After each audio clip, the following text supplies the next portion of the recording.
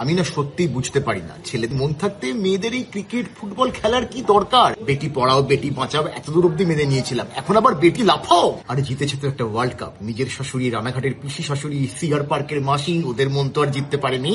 মেয়েদের খেলাধুলো মানে ওই আর কতটা ভালো লাগে না, মানে মেয়েরা চাকরি বাকরি করছে করুক না, ওতে আমার ইগো হাট হয় না, কিন্তু পার্টনার খোঁজার সময় দেখবো যেন তার স্যালারি আমার থেকে বেশি না হয়। তাছাড়া এই সমস্ত খেলাধুলা করলে মাইন্ড একটু বেশি ওপেন হয়ে যায় বাবা, সেটা আবার পছন্দ না। এই নিউজিল্যান্ড দলটাকেই দেখুন না, কালো জামা পরে খেলে। আমাদের পরিবারের মেয়েরা কিন্তু কেউ কালো জামা পরে না।